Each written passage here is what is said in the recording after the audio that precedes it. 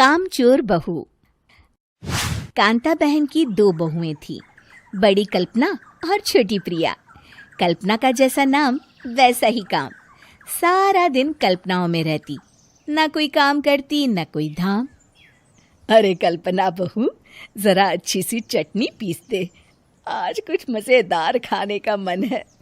पेट में जलन हो जाएगी माँ जी बुढ़ापे में, और वैसे भी मेरा काम करने का वक्त शाम का है, अब प्रिया को ही बोल दो। इतना कहकर कल्पना वहां से चली जाती है। कांता कल्पना के ऐसे रवैये से काफी परेशान रहती हैं। मैं बना देती हूँ माँ चटनी, ऐसा बोलकर प्रिया माँ को चटनी बनाकर प्लेट में खाने को देती है कि तभी वहां कल्पना आ जाती है। अरे वाह चटनी, जरा चक्कर तो देखूं, बड़े दिन हो गए। अरे नहीं बहू, तू तो रहने ही दे चटनी खाना, पेट में जलन हो जाएगी।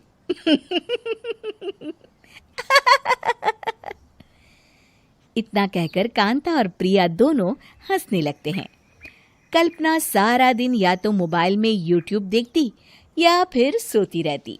उसका कमरा भी बिखरा और गंदा रहता। एक दिन कल्पना का पति अशोक उससे कहता है, अरे कल्पना, जानवर भी उस जगह को साफ कर लेता है जहां वो बैठता है, तुम तो इंसान हो, कैसे इतने गंदे कमरे में रह लेती हो? देखो सारा सामान यहाँ वहां बिखरा पड़ा है। ज्यादा अपनी माँ का बोल ना बोलो। हाँ, कमरा तुम्हारा भी तो है, गंदा लग रहा है तो साफ कर लो।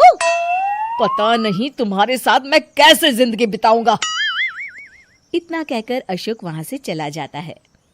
कल्पना बस खाना खाने कमरे से बाहर आती और फिर से कमरे में चली जाती। इससे कांता बहन काफी परेशान रहती।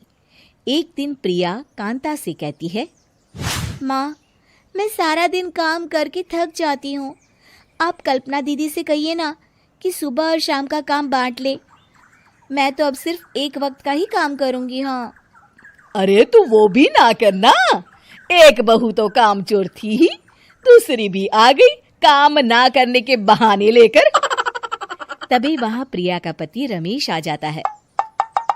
माँ, मैं देख रहा हूँ भाभी कोई काम नहीं करती, प्रिया सारा दिन घर और रसोई का काम करती है, अब कुछ करो ना माँ। कांता मन में कुछ सोचती है और कल्पना के पास जाती है। कल्पना फोन पर मेकअप करना देख रही होती है। कल्पना, तुम सारा दिन बस मोबाइल देखती हो, घर का कोई काम भी कर लिया करो। प्रिया सारा दिन काम करके थक जाती है। आज से मैंने फैसला किया है, एक वक्त का काम तुम करोगी, सुबह का खाना तुम बनाओगी और रात का प्रिया। आप लोगों ने काम को हव्वा बना रखा है।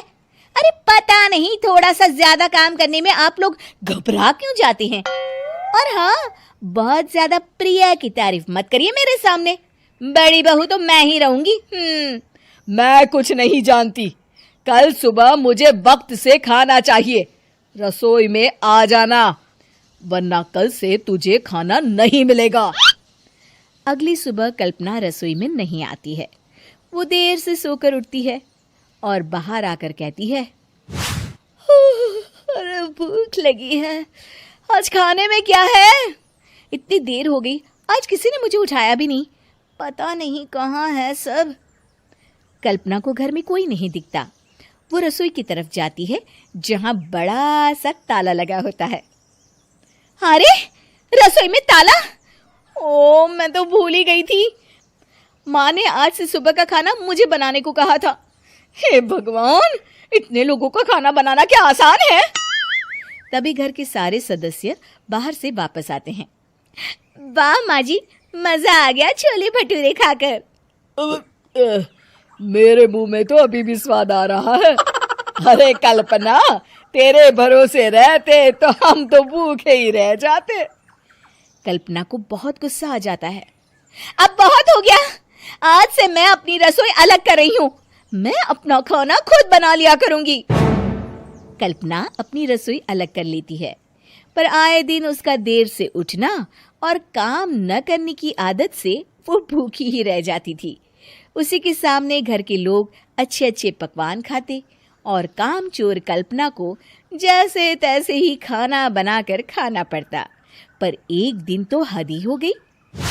माँ, दीदी आज सुबह से कमरे से बाहर नहीं निकली, हमें जाकर देखना चाहिए। सो रही होगी कामचोर कहीं की, पर तुम कहती हो तो चलो देख लेते हैं उसे। कल्पना कमरे में पेट पकड़कर बैठी होती है। हाय मेरा दर्द, पेट दर्द के मारे मर रही हूँ मैं।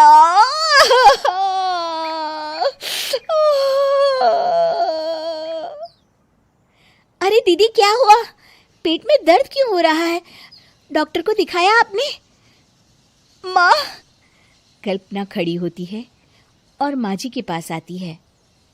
मुझे माफ कर दीजिए, अब से मैं सारे काम में मदद करूंगी, कभी आलस और काम चोरी नहीं करूंगी।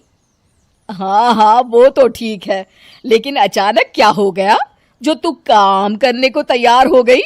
कामचोर कल्पना। माँ, लगातार बासी और उल्टा पुल्टा खाना खाने के कारण मेरे पेट में इन्फेक्शन हो गया है। काम न करना पड़े इसलिए मैं 2 दिन का खाना एक दिन ही बना लेती थी। बासी और खराब खाना खाने के कारण लेने के देने पड़ गए। पेट में दर्द हो रहा है। चलो अच्छा हुआ, देर आए दुरुस्त आए।